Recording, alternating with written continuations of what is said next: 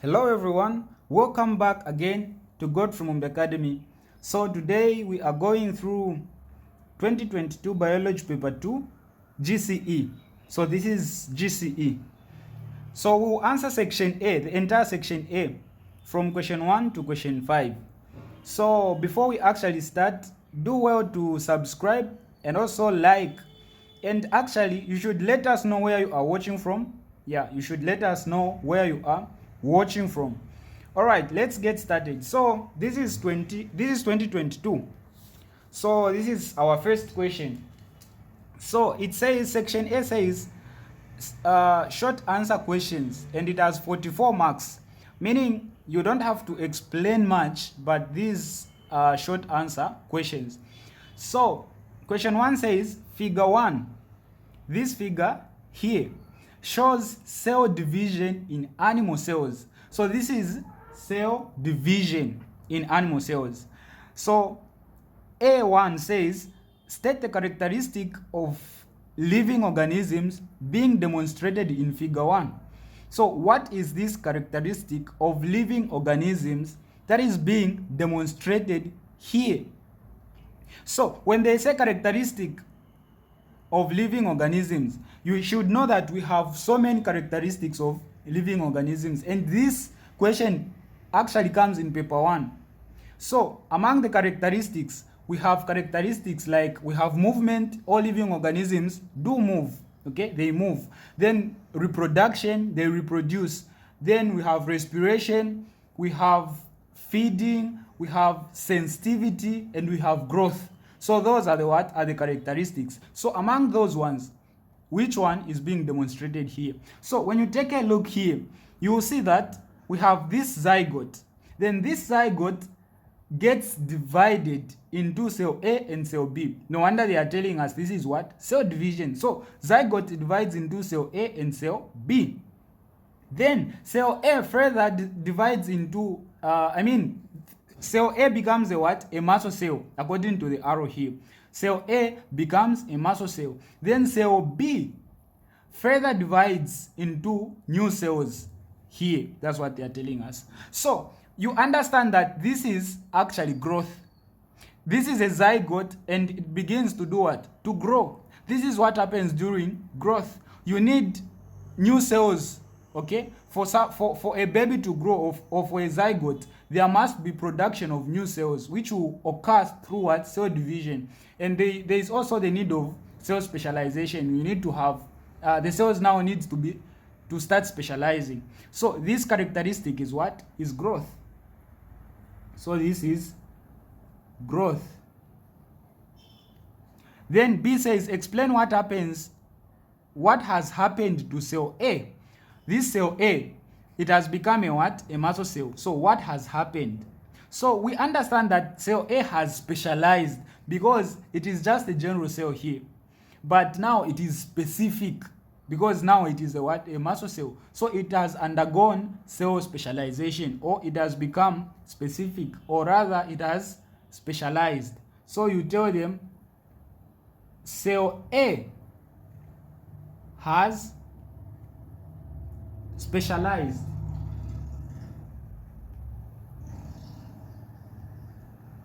Specialized. Then B says explain how the zygote in figure 1 can result into the formation of an organism through cell division. So this is a zygote, and we are told that this is cell division. So how can this zygote now become a what? An organism. How can it result into an organism? So it can only result into an organism through the processes, okay? Because we have processes and stages. So we understand that the first thing, the cell has to do what? Has to become specialized. So it has to divide. So we will say the zygote, we will say the zygote divides and becomes specialized. This is the first point. So the zygote does what? It divides cell division and it becomes specialized. So now these specialized cells, or this group of cells that will be specialized will now form the what? The tissue. Because we understand that the group of cells or the group of specialized cells form the what? The tissue. So now we will tell them the specialized cells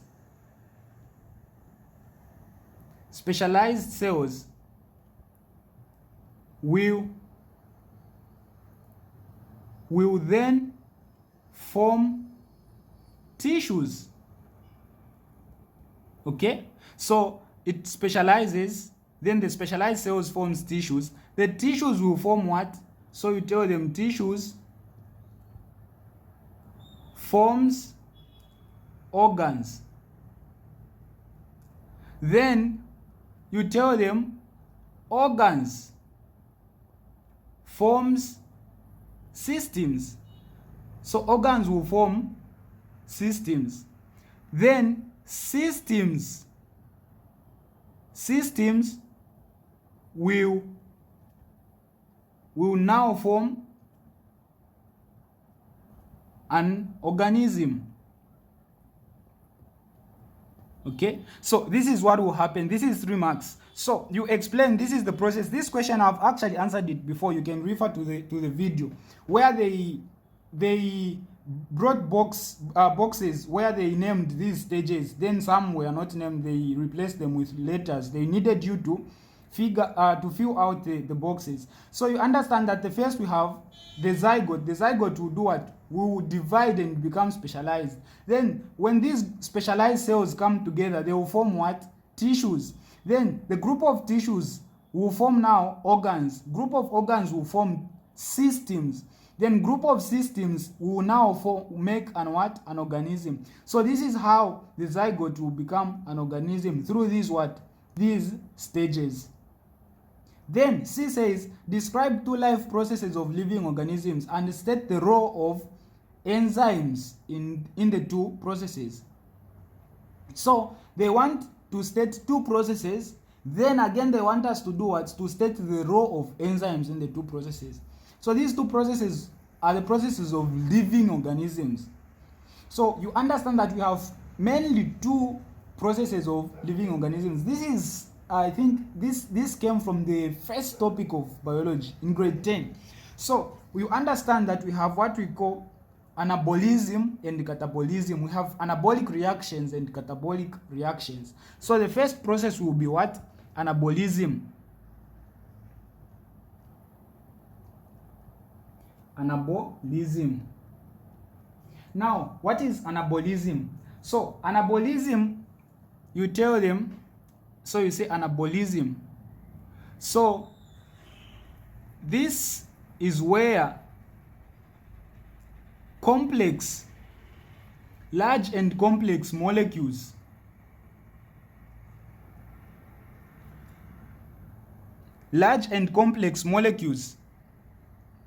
So this is where large and complex molecules are formed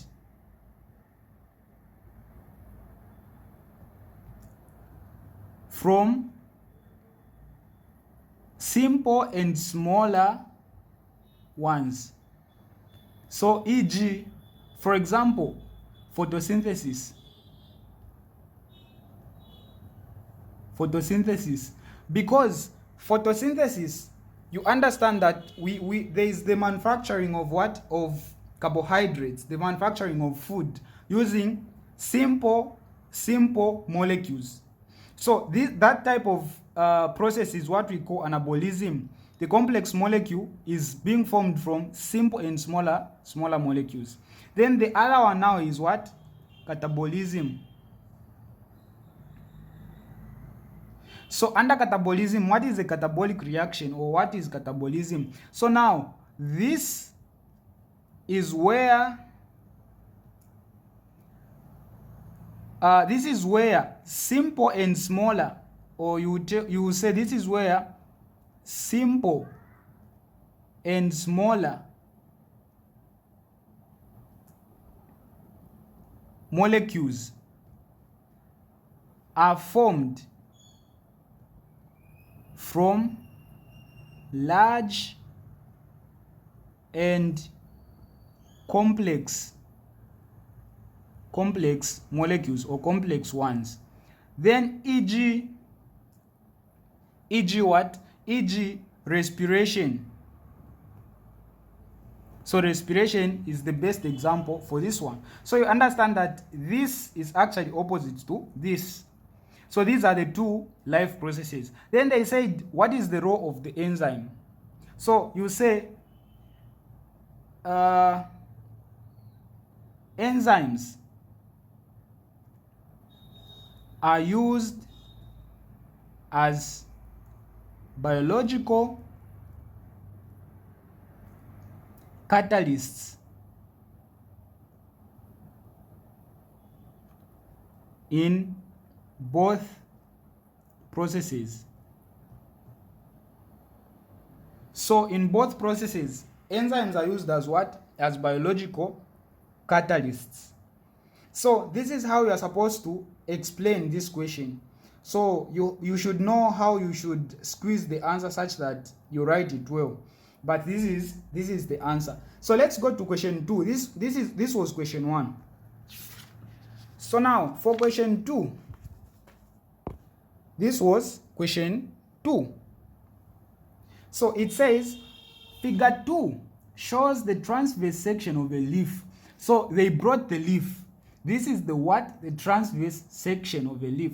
And actually, if you've studied well, you understand that this is the parts they are showing just by looking at it. This is the when they say the transverse, it is when you get the leaf. When you get the leaf, then they take the sides, on the sides of the leaf. That's the part that they zoom in, and this is how the parts are what are placed, or this is how it is. So now question A1 says identify tissues X, Y, and Q. So in figure 2 we have X, and you understand from the diagram that this is our X, this upper one. This one, this layer, this is Y. Then there is this part here, Q. Then we have this part, which is R. Here we are being told that water vapor is doing what? Is coming out. Then we have carbon dioxide going in. So the question is saying identify tissues X, Y, and Q. So this X is upper epidermis. Okay, upper epidermis. So you understand that we have two types of epidermis or epidermal cells. We have these ones that are located upward on top. These are upper epidermal cells or upper epidermis. Then there are these that are located at the bottom. So these are lower epidermal cells or lower epidermis. So since this is X and this is the top, we will say this is what? Upper epidermis or upper epidermal cells. Then Y, when you take a look at Y, it is regular in shape, and when you study, if you've studied, you understand that this is palisade cell. Okay, so Y is palisade cell. So this was 2022 GCE. 2022 internal, they brought this one. They just took the palisade. So you need to understand the structure of the palisade. This is how it looks. Then Q. Well, Q is phloem. So here you can say palisade mesophyll. That's the full name. Mesophyll. Then this is phloem. Phloem tissue. So how do I know that this is phloem? When you look well, it has this pore, the silver pores, and it has it's more like a layer of two plates. More like there is this top plate, then there is this the down plate here. That's how phloem looks. So these are called the sieve plates. So that's how you identify that this is what? The phloem tissue. Then A2 says tissue X and Y were tested for starch, which of the two tissues would show the presence of a higher concentration of starch? So X, the upper epidermal, and Y, the palisade, were tested for starch. Which one would show the presence of a higher concentration of starch? So here we are going to say Y. So here it's Y. Then here they say give an explanation for the answer in A2. Why the palisade and not the upper epidermal? So the reason is because when they say that they are testing for starch, that has to do with the chlorophyll in the cell. Okay, it has to do with the number of chloroplasts. So you understand that just by looking, these are chloroplasts, all these round things here, except this is the nucleus, these are chloroplasts. The palisade has a higher concentration of chloroplasts than the upper epidermal. So Y has more chloroplasts than X. That means it has more chlorophyll. And that being the case, it means it will receive more sunlight for photosynthesis. So it will have, it will show, when they test, it will show a higher concentration of what? Of starch. So the explanation you tell them, you say, this is because Y. So you use the letters they used. You don't replace Y with palisade. You just say Y has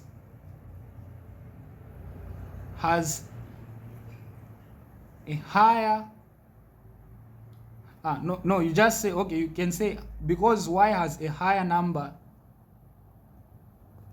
of chloroplasts than X. So this is the first point. So now because it has more chloroplasts than X, it means it has even more chlorophyll. Then this being the case, you will say now this means, or you say therefore it receives more sunlight for photosynthesis. Photosynthesis.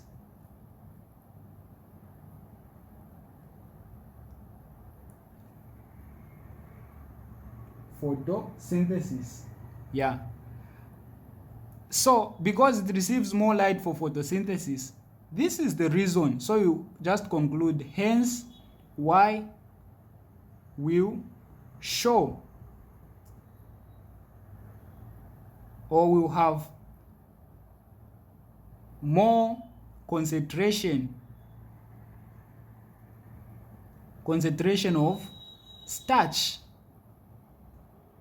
So that is the explanation. All right, we go to the next. So the next says, name the cell labeled R in figure 2. So this is our figure 2. They want us to name this cell R.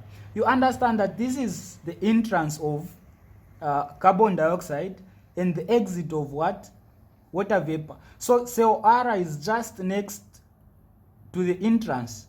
And this cell which is next to this passage is what? Is guard cell. So cell R is the guard cell. Guard cell. Then B2 says, which features does cell R have in common with tissues X and Y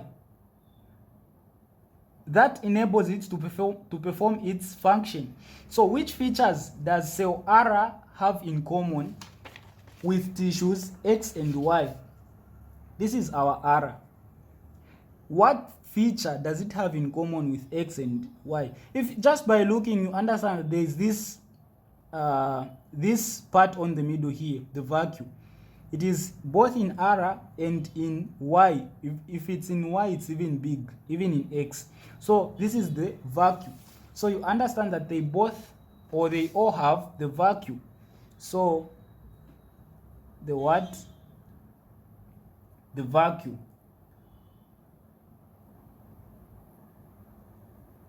This is U. Yeah, so the vacuum, they all have the vacuum in common. So this was question 2. Now we can go to question what? To question 3. So question 3 says, figure 3 represents bones of a forelimb of a mammal. So these are bones. So this is locomotion. So the bones of a what? A forelimb of a mammal. When they say a forelimb, it's the hands, okay? The hands, the arm, the forearm. So these are the bones. Which letters corresponds to the following structures? This is our A.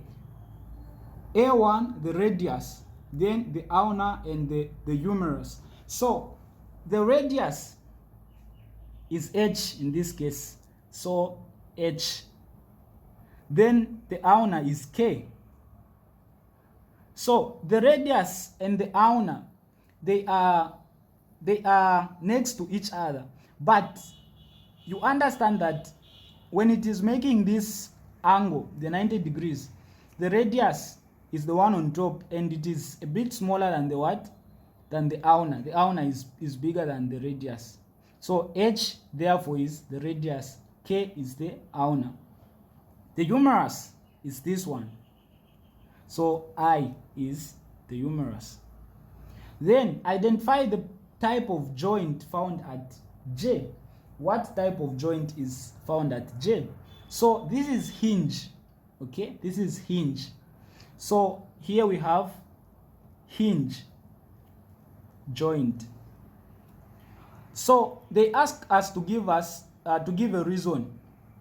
So this is because when you look at this joint, the joint, the example of this joint is the elbow joint or the knee joint. Okay, so this type of a joint allows movements only in one plane. Like you cannot turn suppose this is actually this is the hand, not suppose this is the hand. Okay, so this is the elbow. So this joint can only allow movement in one plane. You cannot turn the hand to this side. You can only unfold it or stretch it up until it becomes a straight line, 180 degrees. But it cannot turn a 360 degrees such that it comes this side. So this type of a joint which only allows this movement, you can only stretch it and you straighten your hand. So that type of a joint is hinge joint. The examples, the elbow joint, this one, also the knee joint. Okay, so you give the reason that because it allows movement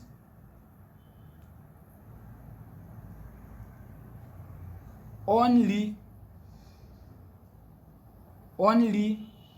in one plane. Only in one plane. That's the reason. Then name two disorders of the joint at J. So two disorders. So we have so many disorders. Actually, this question they bring it on the essay part also. So we have the common ones. They only need two. We have dislocation when the bone moves out of shape or out of place. So we have dislocation. Then we also have arthritis. Arthritis. So these are the two disorders. All right, let's go to the next question. So we have our D. Explain why a bone is considered as a living tissue. So you need to pay attention to this question because this question comes even on the essay part. If you consider well, this question comes on the essay part, but this time around they've only given it 2 marks. So why is a bone considered as a living tissue? So there are so many points to give, but in this case only 2 points are enough. So number 1, because, so you tell them because it can grow.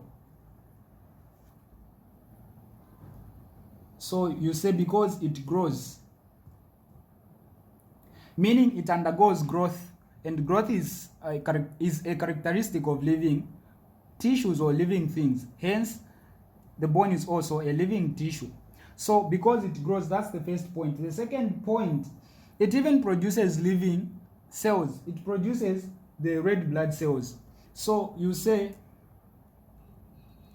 it also produces living cells. Then you say, e.g., red blood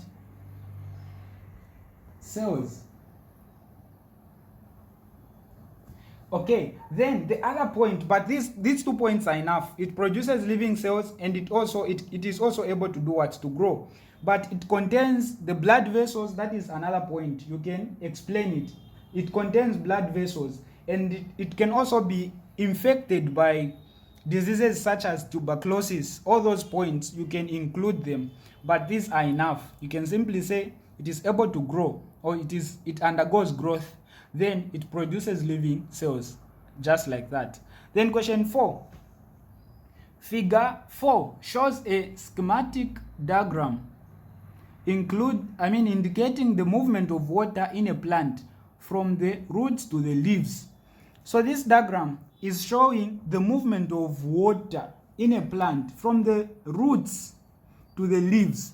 So it is starting from the roots all the way to the leaves, all the way up to the leaves. So we have P, L, this is the xylem in stem, they have indicated. This is M, then we have O, then we have the gut cells. So when you see, they've even answered the question, because in question 2 they were asking to name this cell R. This is question 2. They asked us to name the cell, and on question 4 they've answered that cell R is what? Is the gut cell. So you just have to pay attention. All right, so it says name the part labeled P. What is P? Well, just look at the structure. P is a root hair cell. How do I know? Because of this elongated outgrowth. Okay, this projection here, this is only found on the root hair cell. So this is a root hair cell. Identify substance O. Substance O here. Well, I think this question, you just have to, they brought the same question, the same topic twice. Just have to get back to this to question 2. So question 2, the substance that is coming out is what? Is water vapor. So the same question has answers. Identify substance O. This substance O, the one which is coming out, is what? Is water vapor. And this happens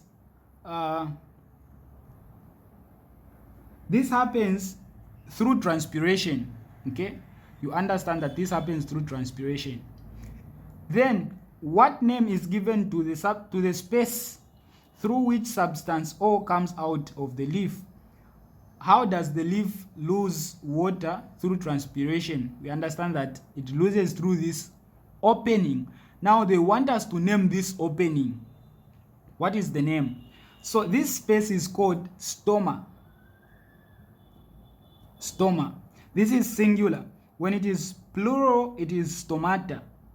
So now they said space. This is singular. So you just say stoma. That's the name here. All right. The next question says, state the terms used to refer to the processes responsible for the movement of water at points L and M. So we have point L. This is point L. What process moves water at this point? Then at M, what process moves water at this point? So you understand that when water is being moved at this point, It moves through osmosis, because osmosis is the movement of water molecules from a region of higher concentration to a region of lower concentration through a semi-permeable membrane. So for water, because water will firstly be absorbed by P, the root here.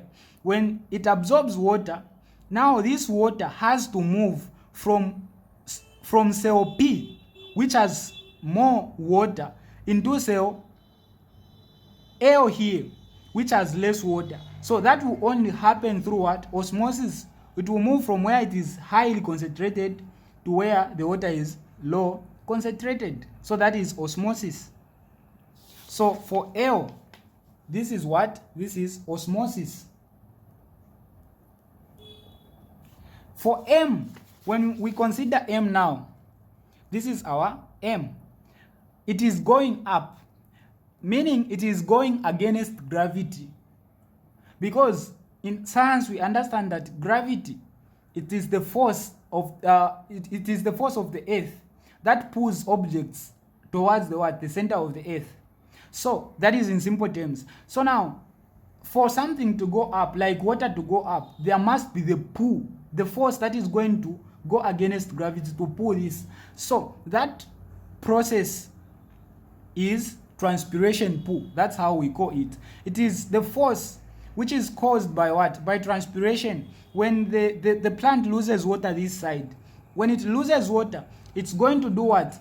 To create spaces here, because water has been lost. So the plant will be forced to gain more water, so that this water comes and fills up these spaces up here.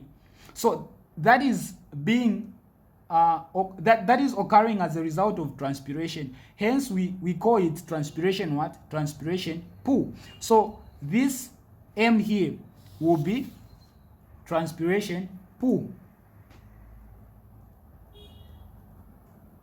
Transpiration pull. Okay? Then C, give 2 reasons why it is beneficial for a plant to lose water at point O. Why is it beneficial for a plant to lose water at O? So, you understand that they are talking about transpiration, the benefits of transpiration, the plant losing water. How is it beneficial? The first thing, it leads to cooling of the leaves. Okay? So, it cools the leaves, or it has the cooling effect on the plant. So, that is the reason. So, you say it has a cooling effect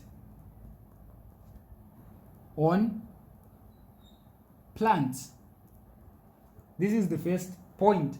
The second point, it provides water for photosynthesis. Why? Because you understand that when water has been lost here, the plant will be forced to gain more water. So the plant will gain more water for what? For photosynthesis.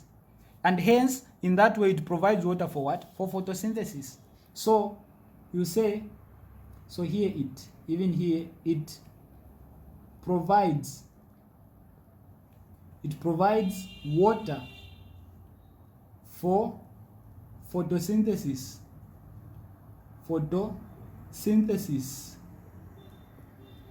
Synthesis. That's the answer there. Then D, apart from the xylem vessel, name another vessel found in the stem used for transport. We understand that we only have 2. And when they say for transport in plants, I explained this on one of the previous videos. When they say for transport, this is transport now, transport system in plants, we only have 2, the xylem and the phloem. The xylem and the phloem. So the xylem, the one they mentioned in the question, this one, the xylem is responsible for transmitting water, okay, from the roots to all parts of the plants, the leaves, the stems, and everything. It transports what? Water. But there is another part, which is the phloem, and these two makes the what? The vesicular bundle, the vesicular system. So the phloem now is responsible for transporting water. For transporting food, manufactured food, from the site of synthesis to the site of what? Usage. And also from the site of storage to the site of what? Where it is, to the site where it is needed. So the other part is what? Is phloem. So phloem vessel. Then question 5, this is genetics. You understand that question 5 now is genetics. That's how they bring that's the format. So it says define each of the following terms. So they want us to do what? To define each of the following terms. So firstly, gene. What is a gene? So this has only one mark. So a gene is simply a portion. So you tell them a gene is a portion or segment of DNA. It is a portion or a segment of DNA which is responsible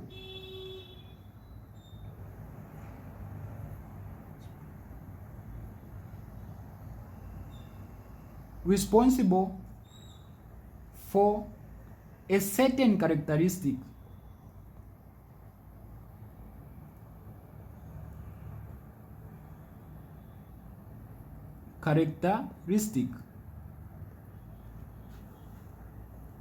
So that is a gene, a portion of DNA responsible for a certain characteristic. Then what is genotype? Genotype is, in simple terms, it is the genetic composition of a living organism. So this is a genetic composition of a living organism. How the organism is made up genetically. So that is the genotype. Then B, this is now the genetic diagrams. So they gave it 5 marks. It says in a family of rats. So we have a family of what? Of rats. The recessive allele D, small letter D, causes stunted growth if it occurs in a homozygous animal. Then it says use a genetic diagram to predict the offspring produced if 2 heterozygous rats were mated. All right, so now here, what you need to understand, whenever you are dealing with a genetic diagram, we have only about 6 or 7 stages that are fixed. You should know every time we use the same. For ECZ, we use the what? The same. So the first thing, let's understand the question. The question is saying in a family of rats, the recessive allele, small letter D, causes stunted growth if it occurs in a homozygous animal. So we are dealing with rats here. Now they are saying the recessive allele. So you need to understand the recessive allele. Sometimes they bring it here to define. In 2023 internal they brought that one. So a recessive allele, you understand that we have 2 types of alleles. We have the recessive and the dominant. And when they say allele, you can simply take it just like a gene, because an allele is the group of genes that are responsible for a certain what? Characteristic in an organism. So we have 2 types. We have the recessive and the what? The dominant allele. A recessive allele is the one which has less power. It is that gene or the allele with less power. Then because of that, it does not get expressed in the phenotype, in the outward look of organisms. Then we have the dominant allele. The dominant allele is the one now, the gene that has power, and because of that, it gets what? It gets expressed in the outward look of organism. For example, I want to make sure that you understand the question. The best example, when you take the eye color of organisms, we understand that there are brown eyes, then there are blue eyes. So if you have an allele which wants to give a baby, say the blue color, then you also have an allele which wants to give the baby a brown color. That is the color for the eyes.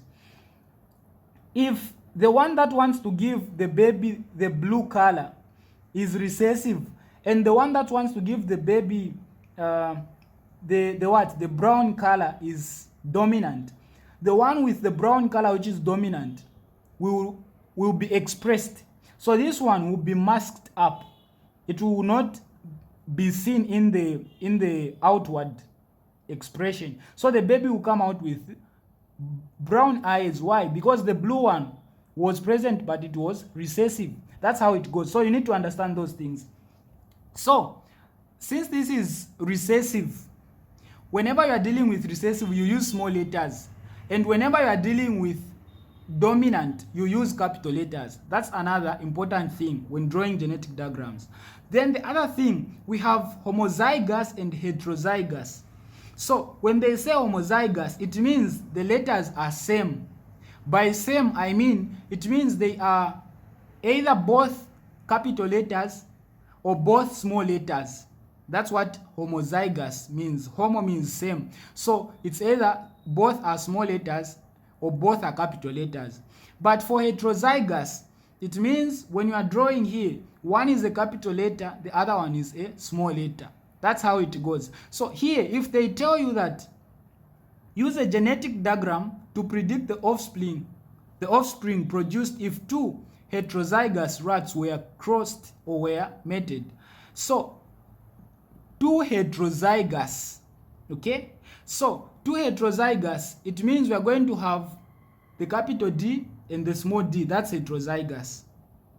All right, so what are the processes that you need to understand? You need to know that we always have the parental. Okay, it's clear. The parental what? Phenotype. So the parental phenotype, it's the outward expression of the parents. So we have the normal male rat crossing with the what? The female. The normal female. So this is supposed to be normal female. Then we also have the parental genotype. So you repeat here, parental genotype. This is how it goes. The parental genotype is now the genes. So this is where the concept comes in, the one I explained. They said two heterozygous. So this will be heterozygous. They told us to use D. So this is heterozygous. It will be D capital and small. Even here it will be what? D capital and small for both parents.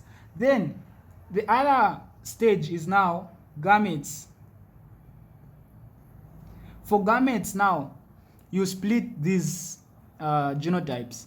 So this capital D and this D, you just leave a space. If you don't want to get confused, you can circle them. If you don't want to circle them, you can let them like that. Even these ones, you do what? You split them like this. Then what are you going to do now? So after doing this, we have now random fertilization. So now they start crossing. So we have random fertilization.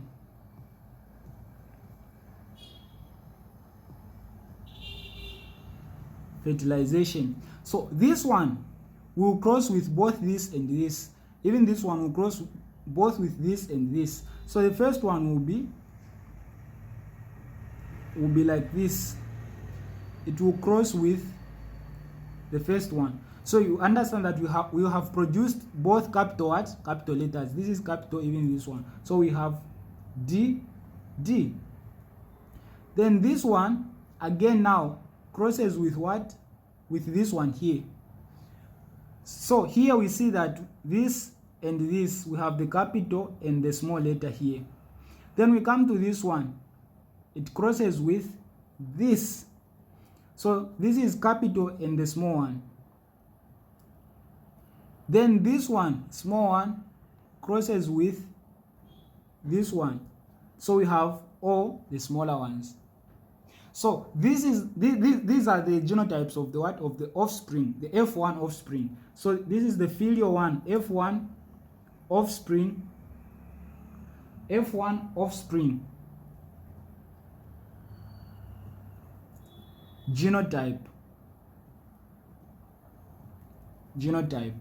Then we also have F1 offspring phenotype. Phenotype.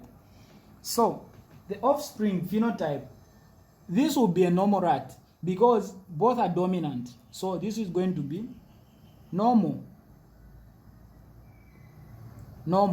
For this one, it will also be normal because this is recessive. I said recessive means the letter is small. Dominant means the letter is capital. So when these two are present, this will take charge because it has more power, the dominant. So this one will be normal. Even this one same will be normal. The last one, we have small letters. So this is homozygous. Remember what I explained about homozygous? Same, both are are small letters. Since both are small letters, and in the question they said that when these small letters D are present, it causes stunted growth, meaning it will not be normal, it will be stunted when the small D's are both present. But they didn't say when are both present. They said if it occurs in a homozygous animal. So when they say homozygous, you need to understand that homozygous means they are same, either capital or small. So since these are small, even this is homozygous because they are both capital. But since are both capital letters, it will be normal. Now these ones, when they are small letters, this will be will be stunted. So that will be stunted. So you can just to separate these ones. Yeah. So here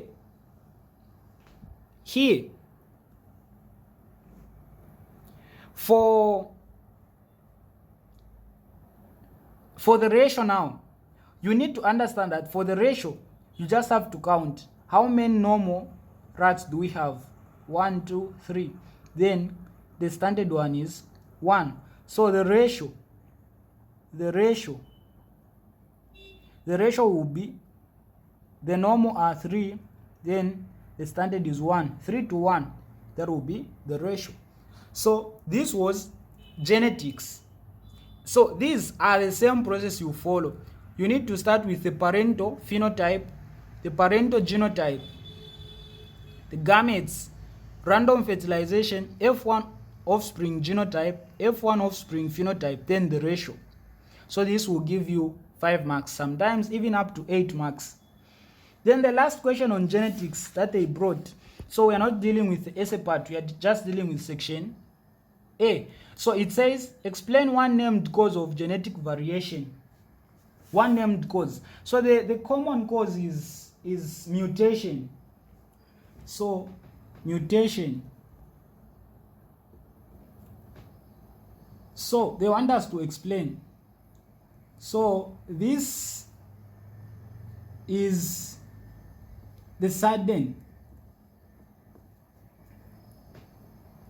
change in the,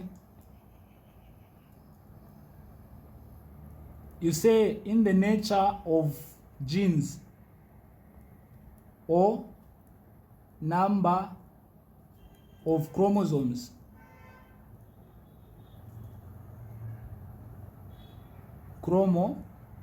chromosomes. I think as simple as that. So when there is a sudden change in the nature of genes or in the number of chromosomes, that is called what? Mutation, genetic mutation. So now, for example, the best example, maybe you can give them even the example. The best example is Down syndrome. Down syndrome is caused when instead of a normal human being having 46 chromosomes, suppose mutation occurs and the person has 47 chromosomes. That will result into what? Down syndrome. So that is the explanation for this part. Alright, don't forget to do what? To subscribe, like, and also share the video, and let us know where you are watching from. Stay blessed and all the best.